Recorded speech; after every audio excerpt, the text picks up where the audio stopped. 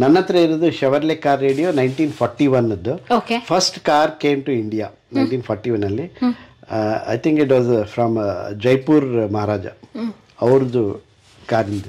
ಜೈಪುರ್ ಮಹಾರಾಜ ಕಾರ್ದ ತೋರ್ಸ್ ಬನ್ನಿ ಸರ್. ಇದು ನಿಮ್ಗೆ ಇಂಟ್ರೆಸ್ಟಿಂಗ್ ಇದೆ, ಸೀಕ್ರೆಟ್ ಕಾಂಗ್ರೆಸ್ ರೇಡಿಯೋ ಅಂತ. ಕಾಂಗ್ರೆಸ್ ರೇಡಿಯೋ ಅವಾಗ 1941 ನಲ್ಲಿ ಮಹಾತ್ಮ ಗಾಂಧಿಯವರು ಕ್ವಿಟ್ ಇಂಡಿಯಾ ಅಂತ ಶುರು ಮಾಡಿದ್ರು. ಹೌದು. ಅವಾಗ ಒಬ್ರು ಉಷಾ ಮೆಹ್ತಾ ಅಂತ ಲೇಡಿ, 22-23, ಅವರು ಈ ರೇಡಿಯೋನ ಒಂದು ಸೂಟ್ ಕೇಸ್ನಲ್ಲಿ ಹಾಕ್ಕೊಂಡು ಇದರಲ್ಲಿ ಬ್ರಾಡ್ಕಾಸ್ಟು ಮಾಡ್ಬೋದು, ಪ್ಲಸ್ ಕೇಳ್ಬೋದು.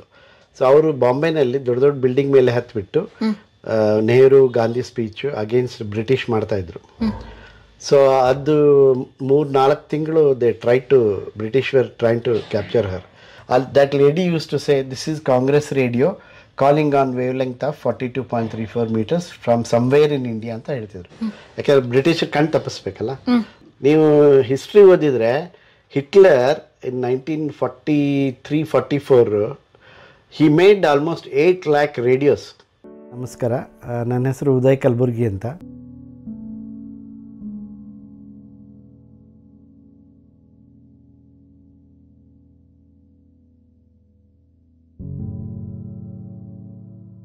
ಸ್ಟೂಡೆಂಟ್ಸ್ ಬಂದು ನೋಡಲಿ, ಕಲೀಲಿ ಅನ್ನೋದು ಒಂದು ಆಸೆ ನನಗೆ.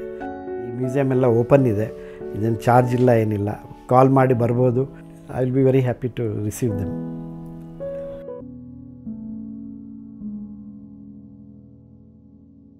ಸರ್, ಇವಾಗ ಕಾರ್ಗಳೆಲ್ಲ FM ಕೇಳ್ತೀವಿ ನಾವು. ಇವಾಗ ಅವಾಗ ರೇಡಿಯೋನು ಇತ್ತಲ್ಲ, ಯಾವಾಗ ಸ್ಟಾರ್ಟ್ ಆಯ್ತು? ಅದು ರೇಡಿಯೋನು ಇತ್ತು. ಅವರು when they started the car 1941 ನಲ್ಲಿ ನೀವೊಂದು ಕ್ಲಿಪ್ ನೋಡ್ಬೋದು ಯೂಟ್ಯೂಬ್ನಲ್ಲಿ.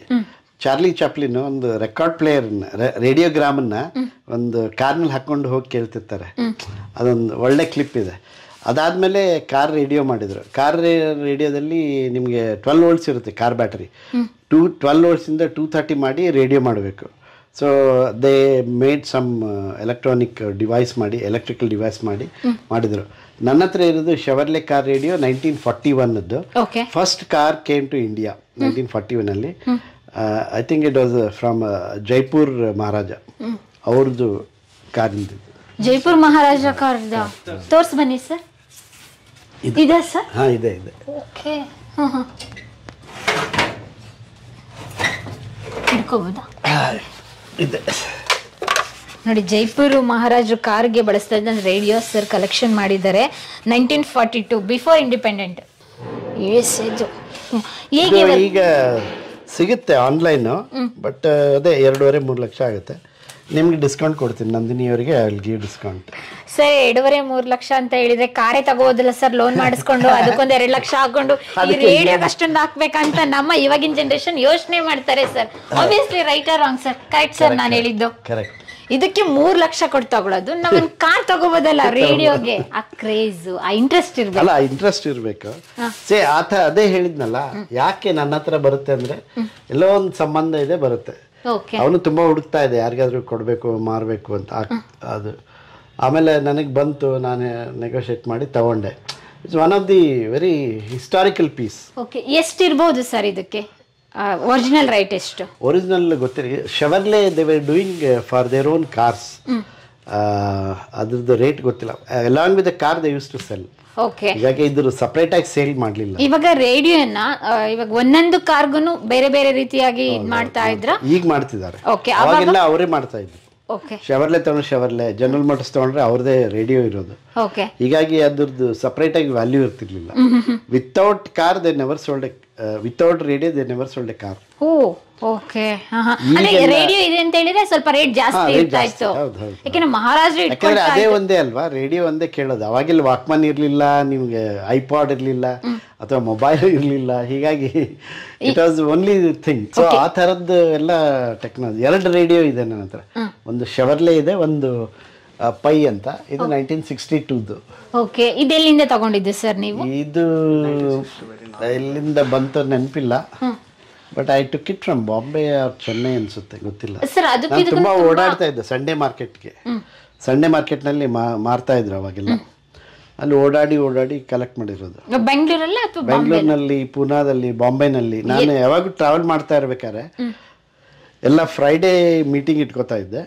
ಸ್ಯಾಟರ್ಡೆ ಉಳ್ಕೊಂಡ್ಬಿಟ್ಟು ಫ್ರೈಡೇ ಮೀಟಿಂಗ್ ಸ್ಯಾಟರ್ಡೆ ಪೋಸ್ಟ್ಪೋನ್ ಮಾಡಿ ಸ್ಯಾಟರ್ಡೆ ಮುಗಿಸಿ ಸಂಡೇ ಟಿಕೆಟ್ ಸಿಕ್ಕಿಲ್ಲ ಅಂತ ಹೇಳಿ ಸಂಡೇ ಅಲ್ಲೆಲ್ಲ ಓಡಾಡಿ ಇಂಥದ್ದಾದ್ರು ಸಿಕ್ಕ ತಗೊಂಡು ಮಂಡೇ ಬರ್ತಾ ಇದ್ವಿ ವಾಪಸ್. ಓಕೆ, ಒಟ್ಟಿಗೆ ತಗೊಂಡ್ಬರ್ಬೇಕು ಎಲ್ಲ ಮೀಟಿಂಗ್ ಎಲ್ಲ ಸಿಗ್ತಾ ಇತ್ತು ಅವಾಗ. ಸರ್ ಇದೇನಿದೆ ಸರ್ ಚಿಕ್ಕದಾಗಿದೆ? ಇದು ದಿಸ್ ಇಸ್ ವೆರಿ ರೇರ್. ಇದು ಏವಿಯೇಷನ್ ಅಲ್ಲಿ ಯೂಸ್ ಮಾಡ್ತಾರೆ ಡಿಹೈಡ್ರೇಷನ್ ಯೂನಿಟ್ ಅಂತ. ಅಂದ್ರೆ ಬೇಸ್ಡ್ ಆನ್ ವಾಲ್ ಟೆಕ್ನಾಲಜಿ. ಆ ಟೈಮ್ನಲ್ಲಿ ಪೆಟ್ರೋಲ್ನಲ್ಲಿ ವಾಟರ್ ಕಂಟೆಂಟ್ ಎಷ್ಟಿದೆ ಅಂತ ನೋಡೋದಕ್ಕೆ ಯೂಸ್ ಮಾಡ್ತಾ ಇದ್ದಿದ್ದು. It's a very very rare piece ಇದು. 1941 ಇದು ನಿಮ್ಗೆ ಇಂಟ್ರೆಸ್ಟಿಂಗ್ ಇದೆ, ಸೀಕ್ರೆಟ್ ಕಾಂಗ್ರೆಸ್ ರೇಡಿಯೋ ಅಂತ. ಕಾಂಗ್ರೆಸ್ ರೇಡಿಯೋ ಅವಾಗ 1941 ನಲ್ಲಿ ಮಹಾತ್ಮ ಗಾಂಧಿಯವರು ಕ್ವಿಟ್ ಇಂಡಿಯಾ ಅಂತ ಶುರು ಮಾಡಿದ್ರು. ಹೌದು. ಅವಾಗ ಒಬ್ರು ಉಷಾ ಮೆಹ್ತಾ ಅಂತ ಲೇಡಿ, 22-23, ನೀವು ಬ್ರೌಸ್ ಮಾಡ್ಬೋದು ಉಷಾ ಮೆಹ್ತಾ ಕಾಂಗ್ರೆಸ್ ರೇಡಿಯೋ ಅಂತ.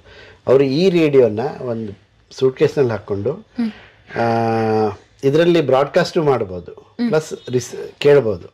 ಸೊ ಅವರು ಬಾಂಬೆನಲ್ಲಿ ದೊಡ್ಡ ದೊಡ್ಡ ಬಿಲ್ಡಿಂಗ್ ಮೇಲೆ ಹತ್ಬಿಟ್ಟು Nehru Gandhi speech against British ಮಾಡ್ತಾಯಿದ್ರು. ಸೊ ಅದು 3-4 ತಿಂಗಳು they try to British were train to capture her. 1941 ಅಷ್ಟು ಟೆಕ್ನಾಲಜಿ ಇರಲಿಲ್ಲ ಅವ್ರಿಗೆ.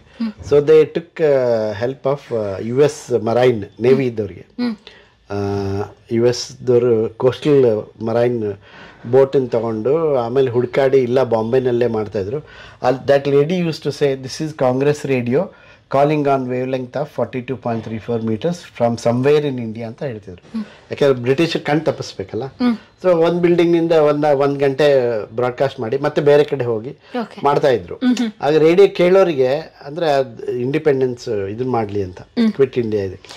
ಸೊ ಆ 3.5-4 ತಿಂಗಳಾದ್ಮೇಲೆ ಸಿಕ್ಕಾಕೊಂಡ್ರು. ಅದು ಯಾರಿಗೂ ಅವರು Bombay police they sent it for some analysis to somebody in Bangalore, Ramachandra ಅಂತ. ಅವರು ಅದನ್ನ ಇಟ್ಕೊಂಡಿದ್ರು. ಅವ್ರ ಮೊಮ್ಮಗ ಒಂದಿನ ನನಗೆ ಕಾಲ್ ಮಾಡಿ ಹೀಗೆ ನಮ್ಮ ಅಜ್ಜಂದು ರೂಮ್ನಲ್ಲಿ ಏನೇನೋ ಇದೆ, ನೀವು ತಗೋತೀರಾ ಅಂತ. ಏನೇನೋ ಇದೆ, ಅವ್ರಿಗೆ ಗೊತ್ತಿಲ್ಲ ಅದು ನನಗೆ ಬಂತು ಹಾಗೆ. ಅವಾಗ ನನಗೆ ಒಂದು ಸೂಟ್ ಕೇಸು ಎಲ್ಲ ಪೇಪರ್ಸ್ ಎಲ್ಲ ಇತ್ತು, ಬಟ್ ಎಲ್ಲ ಬ್ರಿಟಲ್ ಆಗ್ಬಿಟ್ಟಿತ್ತು ಎಲ್ಲ. ನಾನು ಅದನ್ನ ಬಿಸಾಕ್ಬಿಟ್ಟೆ. ಅದಾದ್ಮೇಲೆ 2 ವರ್ಷ ಆದ್ಮೇಲೆ ನಾನೊಂದು ಆರ್ಟಿಕಲ್ ಓದಿದ್ದೆ ಹಿಂದೂಸ್ತಾನ್ ಟೈಮ್ಸ್ನಲ್ಲಿ. ಅವಾಗ ಅದರಲ್ಲಿ ಒಂದು ಫೋಟೋಗ್ರಾಫ್ ಇತ್ತು, ಅದರಲ್ಲಿ ಇದು ಇತ್ತಿದ್ದು. ಸೊ ನಾನು ಅವಾಗ ನೆನಪು ಮಾಡ್ಕೊಂಡೆ, ಅಯ್ಯೋ ಸುಮ್ಮನೆ ಬಿಸಾಕ್ಬಿಟ್ಟೆ ಅವ್ರದ್ದು ಬ್ಯಾಗು ಇದೆಲ್ಲ. So this is the original radio of that lady. Original okay, Congress radio. ಇದ್ರ ಮೇಲೆ ಒಂದು ಮೂವಿ ಮಾಡಿದ್ರು ಬಾಂಬೆದವ್ರು. ಸಿನಿಮಾ ಹೆಸರು ವತನ್ ಹೇ ಮೇರೆ ವತನ್ ಅಂತ.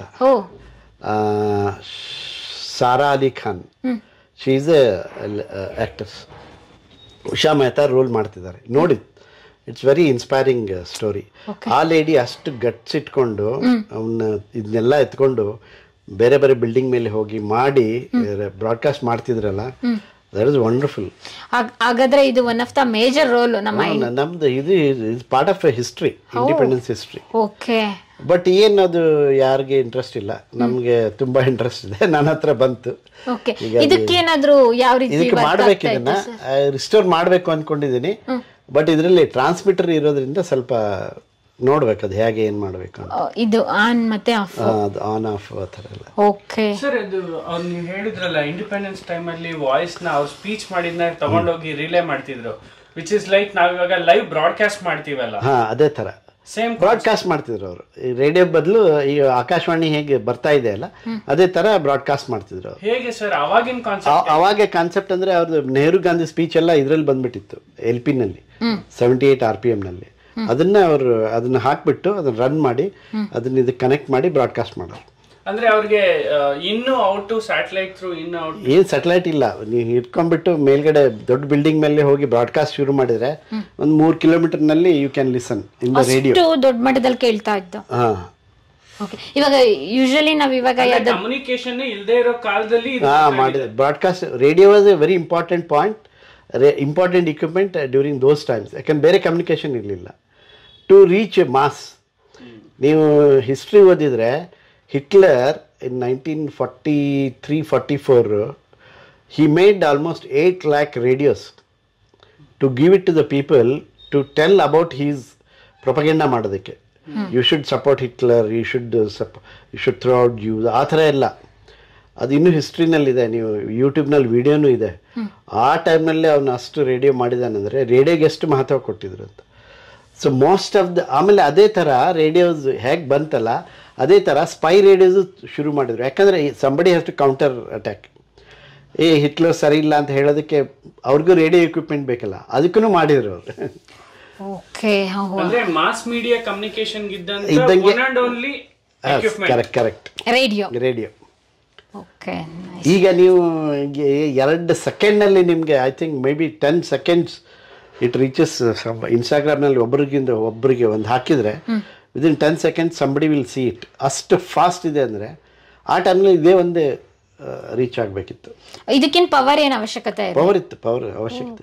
It is based on. ಹಾಗಾದ್ರೆ ಉಷಾ ಮೆಹ್ತಾ ತುಂಬಾ ಕಷ್ಟಪಟ್ಟಿದ್ದಾರೆ, ತುಂಬಾ ಸ್ಟ್ರಗ್ಲಿಂಗ್ ಮಾಡಿದ್ದಾರೆ. ಅದ್ರಲ್ಲಿ ಬೇರೆ ಲೇಡಿ ಅವ್ರಿಗೆ ಆ್ಯಕ್ಚುಲಿ ಭಾರತ ರತ್ನ ಅವಾರ್ಡ್ ಕೊಡಬೇಕು. ಹೌದು ಸರ್, ತುಂಬ ಸ್ಟ್ರಗಲ್ ಮಾಡಿದ್ದಾರೆ. ಅವ್ರದ್ದು ವಿಕಿಪೀಡಿಯಾದೆಲ್ಲ ಇದೆ ನೋಡಿ. ಅವರೆಲ್ಲ ಅಷ್ಟು ಸ್ಟ್ರಗಲ್ ಮಾಡೋದಕ್ಕೆ ನಮ್ಗೆ ಇಂಡಿಪೆಂಡೆನ್ಸ್ ಸಿಕ್ಕಿದೆ ಅಲ್ವಾ? ಅದನ್ನ ವಿ ಶುಡ್ ಸೆಲೆಬ್ರೇಟ್. ಅದಕ್ಕೆ ಈ ರೀತಿಯಾಗಿ ನೇಮ್ ಕೊಟ್ಟಿದ್ದಾರೆ, secret Congress radio. Okay, nice, great. ಮತ್ತೆ ಇನ್ನೊಂದು ಇಂಟ್ರೆಸ್ಟಿಂಗ್ ವಿಷಯ ಕೇಳಬೇಕು ಸರ್ ನಾವಿಲ್ಲಿ.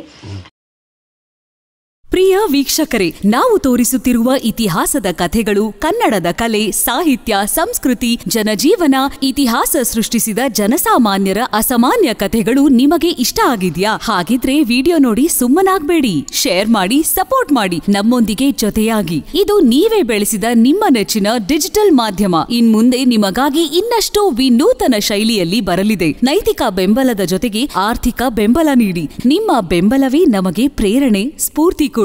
ನಿಮ್ಮ ಬೆಂಬಲದೊಂದಿಗೆ ನಮ್ಮ ಪಯಣ ಮುಂದುವರಿಯುತ್ತಿದೆ. ಸಾಮಾಜಿಕ ಬದಲಾವಣೆಗೆ ಜೊತೆಯಾಗಿ ನಮ್ಮ ಮುಂದಿನ ಪೀಳಿಗೆಗೆ ಕರ್ನಾಟಕದ ಇತಿಹಾಸ ಉಳಿಸೋಣ.